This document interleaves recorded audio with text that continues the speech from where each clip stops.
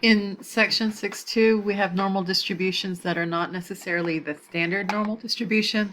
This one, the mean is 100 and the standard deviation is 15, which is different than the standard normal. But you still do it the same way in StatCrunch. You don't need to use z-scores to find the areas. You'll need z-scores for some other stuff later, but you don't need them right now. So this is still normal, like the question says that it's normal, normally distributed. And so you do stat calculator normal, and it said the mean is 100, and the standard deviation is 15. And besides that one step, everything else is the same as what we did in section 6.1. So you just change the mean and the standard deviation, and then you look at the picture. This one's the left side, so it's going to be a less than, and the x is 115. So you make sure that this is on less than, and then change that to 115 and hit compute, and that gives you the area. And just, make sure that the pictures match, that the picture you get on StatCrunch matches the picture in your homework, and you should be fine. So this one, I did less than 115, and the probability is 0.8413. And then just to review, if it's on the right side, it's going to be greater than. And if it's in between, then you just click on between and put in the two values to get the middle part. So this one is between 85 and 110. The mean is 100 and the standard deviation is 15, and then the area is going to be 0.5888. So you see it looks the same as the picture. You also have a few questions where they give you the area and they ask you to find the x value. So again, you just make sure that the mean and the standard deviation match what's in the question. For this one, the area is 0.75, so you put that in at the end.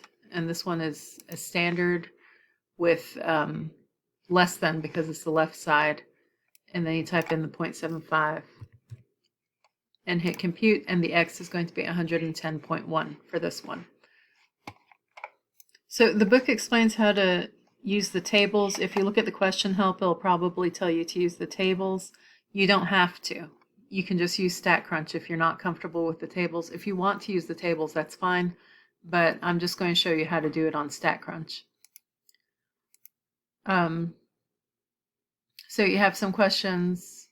This one's separating the bottom 25% from the top 75%. So the percent is the area, it's the probability, and you'd put it at the end. This one is cutting off the tails. You had questions like this in 6.1. You just need to have a different mean and a standard deviation. In this one, they give you a data set and they ask you for the mean and standard deviation. So you have to open it in StatCrunch and do stat summary stat column.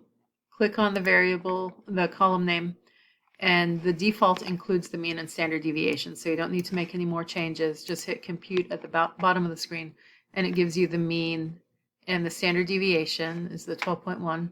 So the mean is 71.8.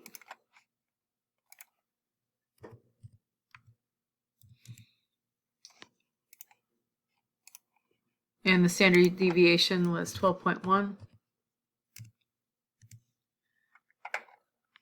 If it says explain why it's roughly normal, and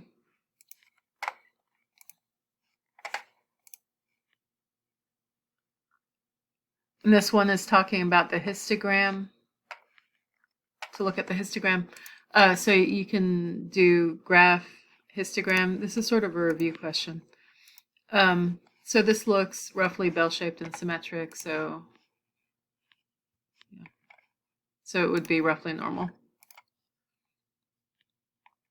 And then since we know that it's normal now, or we have an idea that it's probably normal, then you can go back to the normal calculator to answer the rest of the question. So this one, you want to separate the lowest 2.5% and the highest 2.5%.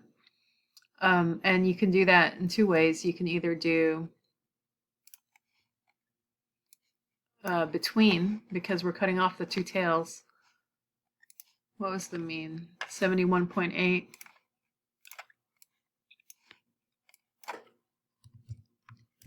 And the standard deviation is 12.1.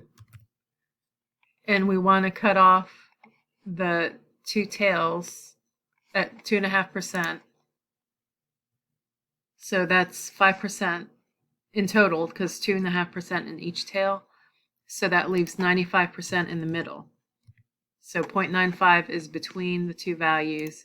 And so the two values are going to be 48.1 for the lower one and 95.5 for the upper one.